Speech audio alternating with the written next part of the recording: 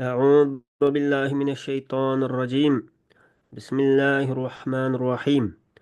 الحمد لله رب العالمين، والعاقبة للمتقين، والصلاة والسلام على نبينا محمد وعلى آله وصحابته ومن اتبعهم بإحسان إلى يوم الدين.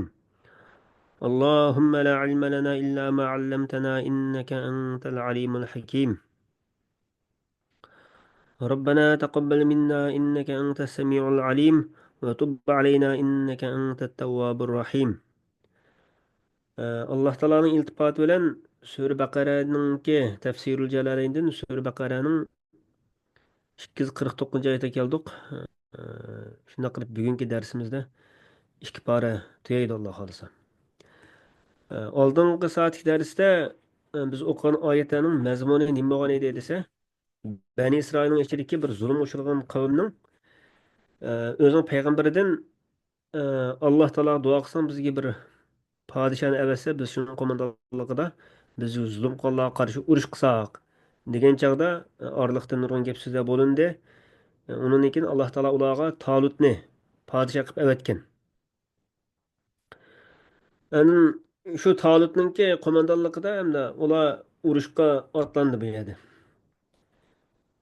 استعيذ بالله فلما فصل طالوت بالجنود قال إن الله مبتليكم بنهر فمن شرب منه فليس مني ومن لم يطعمه فإنه مني إلا من اغترف غرفة بيده فشربوا منه إلا قليلا منهم فلما جاوزه هو والذين آمنوا معه قالوا لا طاقة لنا اليوم بجالوت وجنوده قال الذين يظنون أنهم ملاقوا الله كم من فئة قليلة غلبت فئة كثيرة بإذن الله والله مع الصابرين.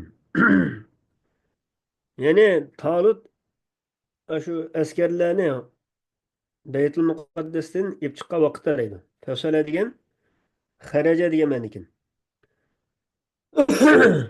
Yani Talut askerleri bilen Beytül Mukaddes'ten ayrılgan çağda Allah sizlerini bir derya bilen sınaydı. Kimki onundan içidiken u bana tava emas.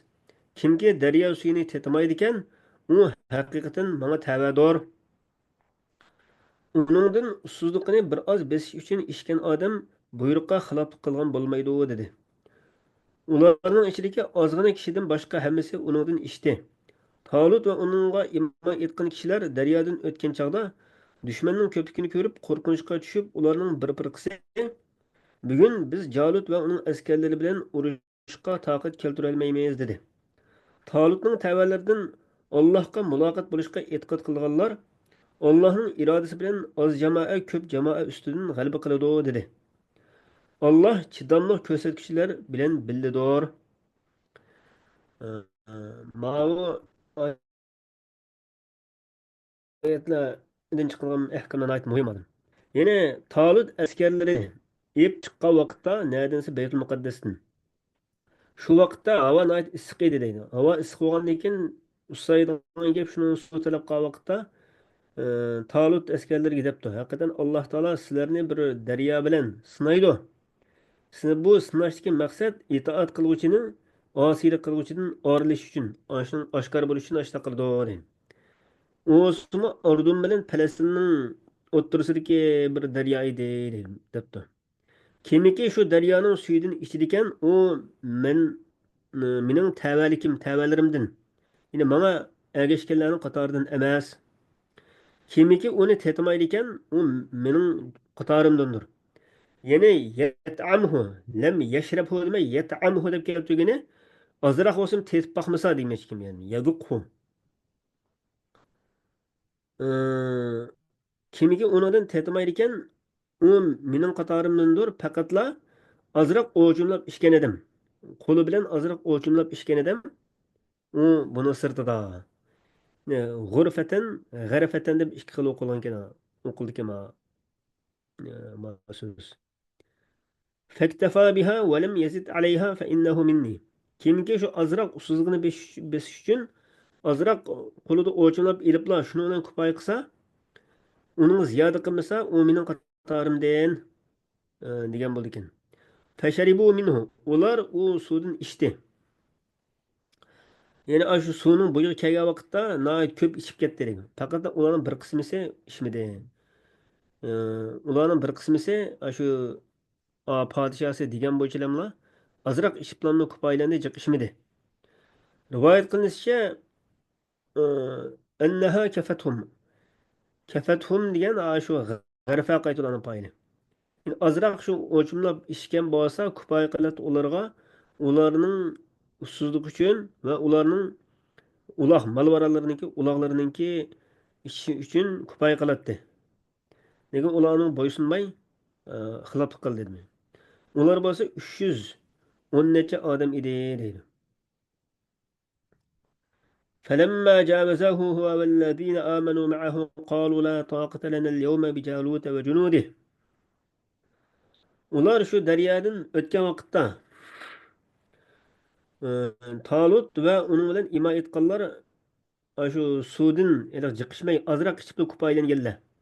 Yani amanu ma'ahudan murad suvdan azroq daryoning suvidan azroq ichib ko'paylanganlar shu podshosi Talut bilan birga o'tgan vaqtda ular dedi mayan qonundan murad shu suvni ichganlar hammasini nima ekan dedi. Bizniki bugun bizning quvvatimiz yo'q Jalutga va uning askarlariga. Hozir bular shu Jalut ular zulm solgan podshoh bo'lgan Jalutga qarshi urushyapti. Jalut uning askarlariga qarshi urushyapti bu yerda. Uning bilan qital qilishga, urushga bizning kuchimiz yetmaydi deb ular qo'rqdi va daryodan o'tmadi deydi. O'tmagandan keyin qolallazina yazunnuna annahum mulaqulloh. Aytdi shunda bir kishilarki o'zlarini Alloh taologa muloqot bo'lguchi o'lgandan keyin qayta tirilish bilan Alloh taologa biz muloqot bo'lamiz deb o'ylaganlar. Shunga chin ishonganlar nima dedi desa kam min fiatin qalila. Qanchilgan oz jamoa g'alaba qildi ko'p jamoaning ustidan Allohning izni bilan, Allohning irodasi bilan g'alaba qilgan. Alloh taolo sabr qilguvchilar bilan billadir. Yordam Alloh taoloning yordami va nusrat berishi bilan shu Alloh taolo shu bilan billa bo'ladi deb shunday dedi deydi. Kam min fi'atindagi kam xabariya. Xabar ma'nosida kelgan so'z. Ya'ni kasir degan ma'noda. Ya'ni qanchalar ko'p ahvol yuz bergan, mushta ahvol ko'p yuz bergan demoqchi. Ya'ni oz jamoa ko'p jamoaning ustini g'alaba qilgan. ولما برزوا لجالوت وجنوده قالوا ربنا أفرغ علينا صبرا وثبت أقدامنا وانصرنا على القوم الكافرين. Ular Jalut va uning askarlariga oshkor bo'lgan chog'da ular bilan urush uchun naq maydonga tushib sepini ravus tuzab turgan chog'da dediki ular duo qilib debdi buni. Parvardigorimiz afriqning usbub bergin, ya'ni to'kib bergin bizga sabrni. Ya'ni ko'p sabr bergin degan bo'ldida. Va bizning qadamlarimizni mustahkam qilgin. Jihad qilish uchun qalblarimizni kuchlantirish bilan qadamlarimizni shunday mustahkam qilgin. Vansurna alal qawmil kafirin. Va kofir qavmga qarshi bizga yordam bergin deb shuna duo qildi deydi. Duo qilgandan keyin fahazamuhum bi iznillah. Mag'lub qildi ular Jalut va uning askarlarini Allohning izni bilan, Allohning irodasi bilan mag'lub qildi. Va qatala Davudu Jaluta va ataahu Allohul mulka val hikma. Va Davud e, bu shu biz bildiğin shu Davud alayhissalom shu ekan yani. Davud alayhissalom shu chog'da Talutning askarlarining ichidagi bir kishi edi deydi. Bir askar. E, Davud alayhissalom bo'lsa Jalutni o'ldirdi. Ato qildi u Davudga Alloh taolo podshohlik, ya'ni Bayni Isroilning ichiga podshoh bo'lishdan iborat shu ne'matni berdi va hikmat ato qildi. Ya'ni hikmatdan murod payg'ambarlik debdi. İlgirki biz tilga olgan payg'ambar ya'ni Shamuil alayhissalom va Talut o'lib ketgandan keyin Alloh taolo Davud alayhissalomga mushtaq ne'matni ato qilgan demoqchi. Valam yajtami'a li ahadin qablahu. Bu ikki ne'mat podshohlik ham payg'ambarlikdan iborat ikki ne'mat uningdan ilgari biror kishida jami bo'lib boqmagan. وَعَلَّمَهُ مِمَّا يَشَاءُ Ve öğretti Allah Teala Davud Aleyhisselam'a kalgan nersin. Kalkanlarını yasaş, kuşlar bilen sözleşke okşaşmış tane nersen öğretti. وَلَوْلَا دَفْعُ اللّٰهِ النَّاسَ بَعْضَهُمْ بِبَعْضٍ بِبَعْضٍ لَفَسَدَتِ الْأَرْضِ وَلَكِنَّ اللّٰهَ ذُو فَضْلٍ عَلَى الْعَالَمِينَ Yine Allah insanların ba'si bilan mudofiya qilib turmasa, ya'ni kuchlik tajovuzchiga uningdan kuchli bo'lgan birisini opirat qilmasa edi, yer yuzi albatta fasodga aylanadi. Ya'ni xaroblikqa yuzlanadi. Lekin Alloh yomonlikni ustunlikka ega qilmaslik bilan butun jahon ahliga marhamat qilguchidir.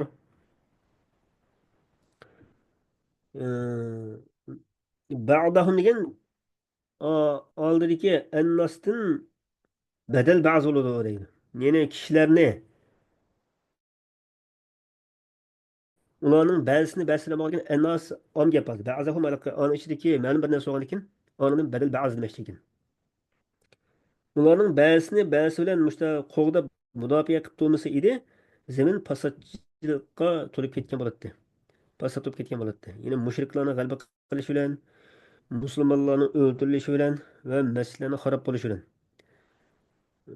Masalan, ba'zi zolimlar shahrdan chiqqan vaqtda uning qarashi, ammo mazlumlarniki vijdoni qaynab o'tirib chiqadigan gap, portlaydigan gap. Endi ash orqali zolimlarni urushib, endi zolimlar ustidan g'alaba qiladi. Zolimlar oxirgi maqsadga yetolmaydi.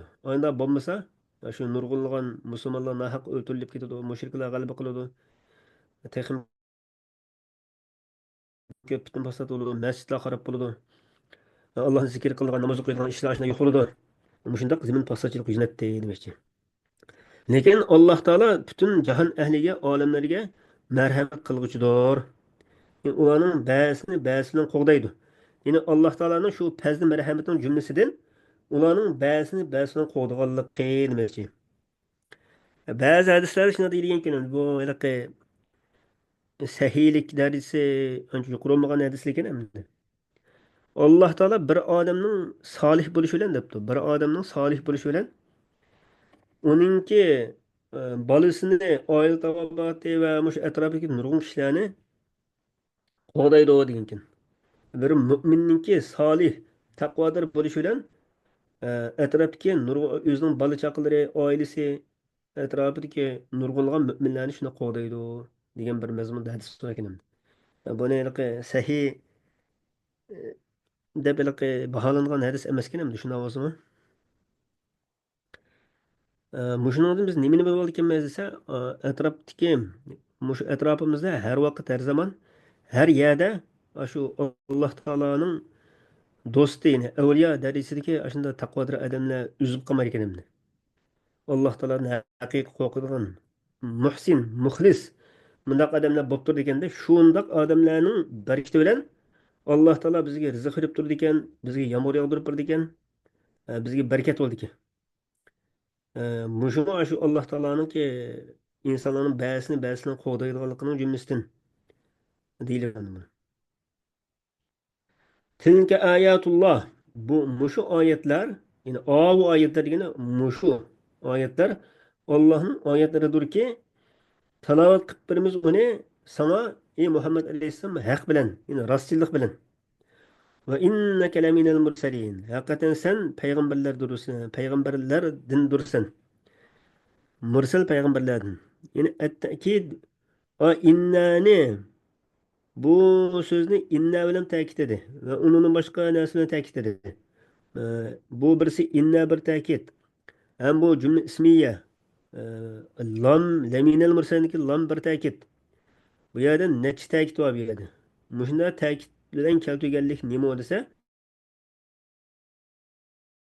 kofirlarniki lasta mursala.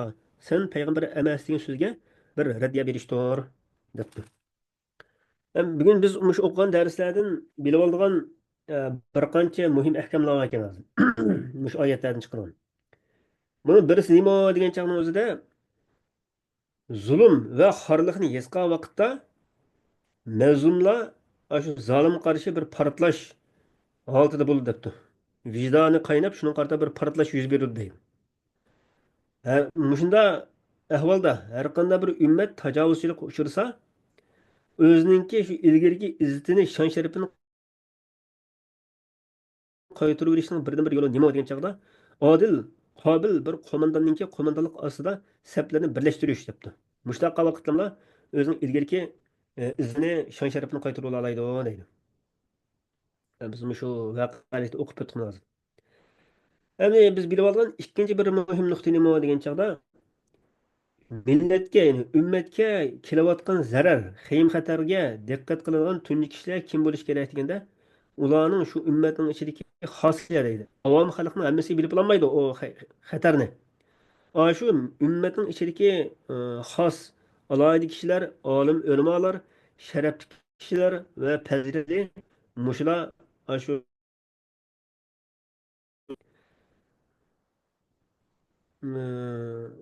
bu Bani İsrail'nin içindeki şu cemaatinin içinde yüz bergen ahvalga okşaş. Ola peygamberden özlerine bir padişah tiklep berişini talep kılgan deydi.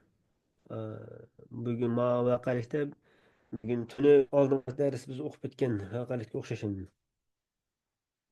Ama üçüncü nokta biz bile aldığın.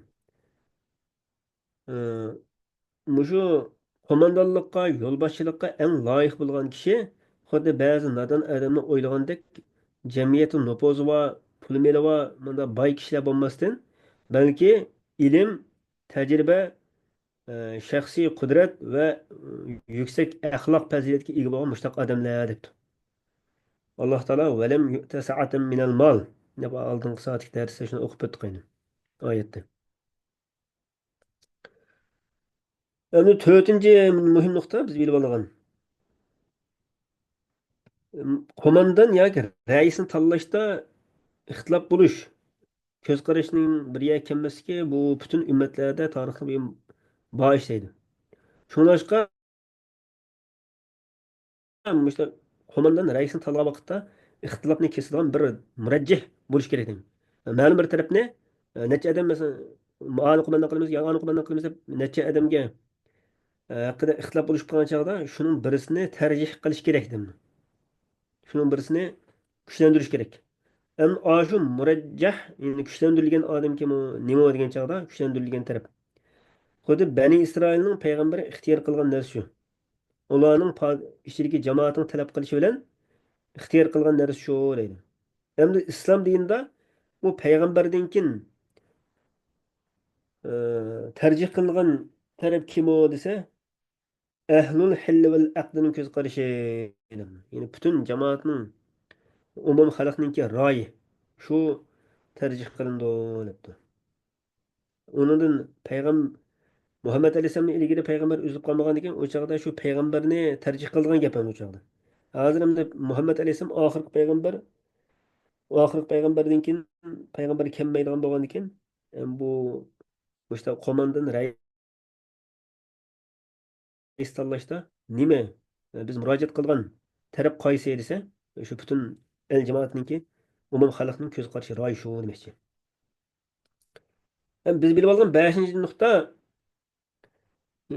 imomatning ya'ni yo'lboshchilikningki yo'lboshchi qo'mondon bo'lishining rais bo'lishining shartlari eng loyiq kishini tanlashda oshkor bo'ladi deydi.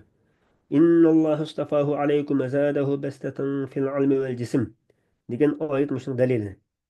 Hem buningga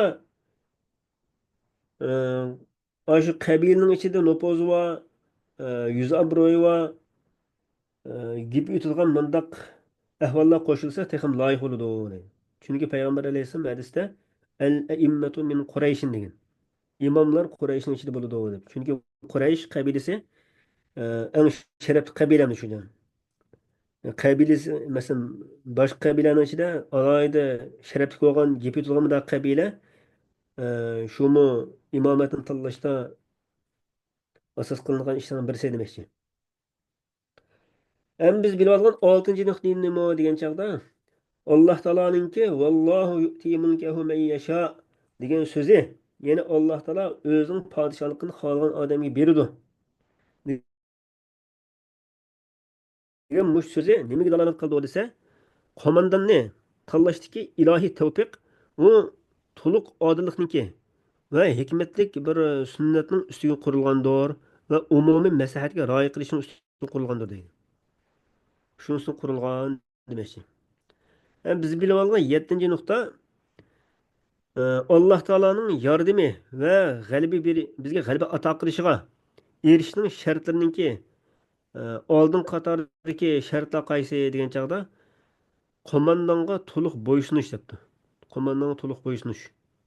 Shu umumiy xalq o'zi saylagan qo'mondonga askarlar to'liq bo'ysungan vaqtda e, unga xiloflik qilmagan vaqtda andin Alloh taoloning yordamiga erishgan bo'ladi demoqchi. Endi 8-ci nuqta nima deganda biz shu oyatlarni bilib olgan hozir. Oz jamoami ko'p jamoaning ustini g'alaba qiladi. Iymonning, sabrninki mustahkam turishining va qo'mondonlarga itoat qilishning quvvati bilan oz jamoa ko'p jamoani g'alaba qiladi deydi. Bu g'alaba qilishning shu sharti oz odammi ko'p odamni ustida g'alaba qila oladi. Qanday vaqtda desa, Alloh taologa iymon etish, Alloh taolo bilan oxiratda qayta muloqot bo'lganligi, uchrashganligini tasdiq qilish, Allohning savob berganligini bunga ishonish va Alloh taoloninki jannati shahidlariga tayyorlab qo'ygan oliy o'rinning borligiga ishonishdan iborat mushta iymon. Va shu jang maydonida sabatli turish, sabr qilish, qo'mondonlarga itoat qilish orqali shu chog'da Alloh taoloning yordamiga erishgan bo'ldi. Oz jamoami ko'p jamoaning ustini g'alaba qila oladi. Demakchi mushtaq bo'lgan chog'da. Endi bu oyatlardan biz bilib olgan 9-ci nuqta qiyinchilik vaqtida qilingan duo va jang asnosida qilingan duo u cho'qim maqsad g'oyani amalga oshiruvchidir. Ya'ni qiyinchilik vaqtida qilingan duo cho'qim ijobat bo'ldi ekan. U jang maydon jang asnosida masalan qiyinchilik vaqtida shu qiyinchilik qattiq qiyinchilik vaqtlar shu chog'da qilingan duomi ijobat va undan boshqa normal turmushimizdami qiyinchilik qattiq qiyinchilik qilib qolgan vaqtda u chog'da Allohdan boshqa biz talpingan bir yer bo'lmaydi. Butun vujudimiz bilan Alloh talpinamiz bunda vaqt. İxtiyorsiz holatda. Shunda vaqtda qilingan duo shaksiz ijobat bo'ladi demoqchi ekan. Chunki duo degan bu iymonning bir alomati ve hak ustida mustahkam turganlikqa yordam beradigan bir ishlarning jumlasidir deydi. Oyatda barazu li jalut va junudi qalu robbana afriq alayna sabra deb kelgan. Shu dushmanga rasmiy uchrashgan vaqtda maydonga tushishdan ilgari Talut va uning askarlari mushta duo qilgan kimini. Parvardigorimiz bizga sabr ato qilgan. Sabrni yomg'ir yoqqandek bizning ustimizga yog'dirib bergan sabr qilishni. Bizningki sabr qilishimizmi Alloh taoloning tavfiq berishidan bo'ladi. Nima buningdan biz bir yana bir aqidaviy bir masalani bilib olishimiz to'g'ri keldi hozir. Bizning sabrga muvaffaq bo'lishimizmi sabr qilishga. Musibatmi Alloh taolo tarafdan keladi. Shu musibatga sabr qilishimizmi Alloh taoloning tavfiq berishidan bo'ladi. Shuni duo qilganda mushta duo qilishimiz kerak. Ey Alloh men toqat qilolmaydigan musibat bilan sinamagan va meningki haq ustida mustahkam turishimga shuningga meni muvaffaq qilgin va mening shu musibatlarga yo'liqib qolsam shunga sabr qilishimga muvaffaq qilgin. Sabr qilishda menga rizq qilib bergin deb duo qilamiz endi. Allohumma rizqni sabr. Endi oxirgi shu oyatlarni biz bilib olgan muhim nuqta nima ekan desa ولولا دفع الله الناس بعضهم ببعض لفسدت الأرض degan mush oyat nimaga o'xshaydi desa biz o'qigan maktabda o'qigan bir nazariya bor. Jonliqlarninki hayot qilish uchun talash tartish qilishi tanozuul baqo deymiz buni. Hayotda yashash uchun kurash qilish va eng oxirida eng yaramliqninki qilib qilishi. Uyg'urcha buning naqd tarjimasi bor bu gapning hozir. Baqoul aslah eng yaramliqning eng shu g'alaba qilgan shu oxirgi nuqtada shu qilib qoladi degan mushu nazariyaga o'xshab ketadi debdi ma oyatni. Mushu nazariyaga cho'ng darajada o'xshaydi debdi. Masalan, yirtqich hayvonlarni shu hayot qilish uchun, qo'saq to'ydirish uchun bir-birisi bilan qattiq ilishiladi. Yirtqich hayvonlar boshqa normal hayvanlarni, yemas hayvanlarni o'lab yeydigan gapimni. Hem o hayvanlar, yırtqıç hayvanlardan kaçıp özünün canını kurtulduruş için onu qattiq qaçıdı. Onu kurash qiladi. Oxirgi natijada shu yo u yirtqich hayvon g'alaba qiladi yoki yana bir hayvon g'alaba qiladi yoki mana yem bo'ladi deydi. Demak shu hayotda shundoq talashdan, shundoq kurash qilishdan iborat demoqchi ekanman men. Alloh taolo hammalarga manfaat kelma ato qilsin. Va oxiru da'vana alhamdulillahi robbil alamin. Subhanakallohumma bihamdik va astag'firuka va atubu ilayk.